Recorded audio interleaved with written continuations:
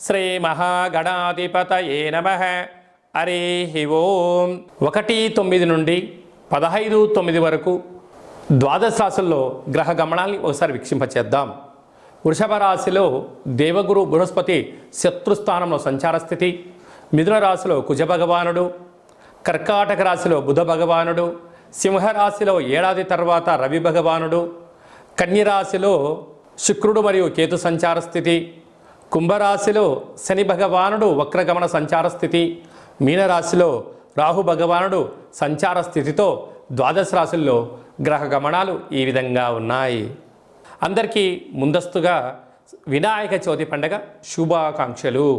వినాయకుడు అనగానే అవిఘ్నములను తొలగించి ఐశ్వర్యాన్ని ప్రసాదించేటువంటి భగవంతుడు కనుక ఆది పూజ్య మహాగణాధిపతి. అంటే ఏ పూజను మనం ప్రారంభించాలనుకున్నా పసుపుతో చేసిన గణపతి స్వామికి మనం పూజ చేసుకుంటూ ఉంటాం. భాద్రపద మాస శుద్ధ చవితి వినాయక జయంతి సందర్భంగా గణపతి స్వామి యొక్క ఆశీస్సులు మనందరిపైన ఉండాలని కోరుకుంటూ, కైలాసనాథుడి యొక్క సుపుత్రుడి యొక్క ఆశీస్సులు మనందరిపైనను చూపిస్తూ, ఎవరికి ఎలాంటి కష్టాలు లేకుండా అందరికీ విద్య, విజ్ఞానము, ఉద్యోగము, వివాహము, సంతానము, రాజయోగము, రాజభాగ్యము, రాజభోగము, ఆనందయోగము, ఎవరికి ఏవేవి కావాలో అన్నీ ప్రసాదించే శక్తి ఆ విఘ్నేశ్వర స్వామి వారికి ఉంది కనుక అందరిపైనను గణపతి స్వామికి ఆశీర్వాదాలను కోరుకుందాం. కన్యరాశి వారు సోమవారం అమావాస్య, సోమవతి అమావాస్య, మంగళవారం అమావాస్య, కాళ అమావాస్య సందర్భంగా ఎలాంటి విధి విధానాలు పాటించాలో ఈ వీడియోలో సవివరంగా సంపూర్ణంగా తెలుసుకుందాం.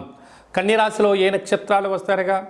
ఉత్తరా నక్షత్రంలోని 2, 3, 4 పాదాలు, హస్తా నక్షత్రంలోని 4 పాదాలు, చిత్తా నక్షత్రంలోని 1, 2 పాదమును కలిపితే కన్యరాశి అవడం జరుగుతుంది. చాలామందికి పుట్టినటువంటి కాల సమయంలో డేటా ఆఫ్ బర్త్ లేనటువంటి వారికి పేరు యొక్క మొదటి అక్షరాన్ని అనుసరిస్తూ రాశిని తెలుసుకునే ప్రయత్నం చేద్దాం.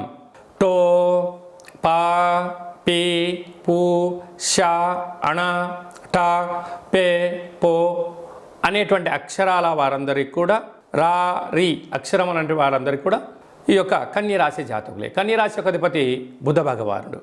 వీరు సోమవారం సోమవతి అమావాస్య మఖ నక్షత్రము, మంగళవారము పుబ్బా నక్షత్ర సందర్భంగా, కాళ అమావాస్య సందర్భంగా రాశిలోనే శుక్రుడు మరియు కేతు సంచార స్థితి ఉండడం, శుక్రుడు యొక్క నక్షత్రం పుబ్బా నక్షత్రము మంగళవారం అమావాస్య ఉండడము, అదే కాకుండా వీరికి 6వ స్థానంలో శని యొక్క ప్రభావ సంచార స్థితి, 30 సంవత్సరముల తర్వాత వక్రగమన సంచార స్థితి ఉన్నప్పుడు రుణ సమస్యలు, రోగ సమస్యలు, శత్రు సమస్యలు, అంతర్గతమైనటువంటి బహిర్గతమైనటువంటి అపోహలు తొలగిపోగలగాలి అన్నట్లయితే కూష్మాండ దీపాన్ని ఒకటి ఏర్పాటు చేసుకోవడం, పూజా మందిరంలో అష్టదళ పద్మాన్ని వేయడం, ఉప్పును పోయడం, బియ్యాన్ని పోయడం, అందులో కొద్దిపాటి తెల్ల ఆవాలను పోసి గుమ్మడికాయను సగ భాగాన్ని కట్ చేసి పసుపు కుంకుమను పూసి 8 వైపులా దీపాన్ని పెట్టి దీపాన్ని వెలిగించుకొని షోడశ ఉపచార పూజా కార్యక్రమం చేసుకొని బెల్లాన్ని నైవేద్యంగా పెట్టడం కానీ,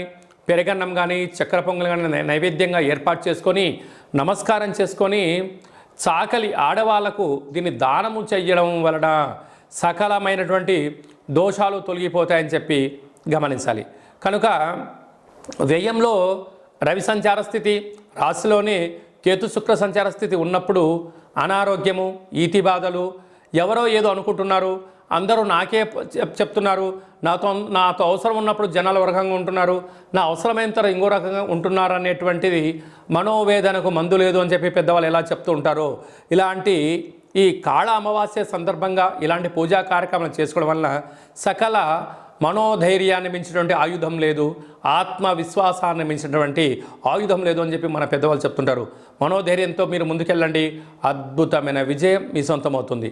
అది కాకుండా గ్రహాలలో అనేక రకాల మార్పులు చెందుతూ ఉన్నాయి కనుక వీలైనంత వరకు మౌనం, ధ్యానం, సూర్య నమస్కారం, దానం, ధర్మం, ప్రశాంతతతో మీకు మంచి కాలం ఉందని చెప్పి గమనించాలి. వ్యవసాయ సోదరీమణులు, హోటల్ వ్యాపారాలు, నీటి వ్యాపారాలు, ఫుడ్ వ్యాపారాలు, జిమ్ సెంటర్లు, అలాగే చేతి వృత్తుల వారికి అందరికీ కూడా కొద్దిపాటి గడ్డు కాలమే అని చెప్పి గమనించాలి.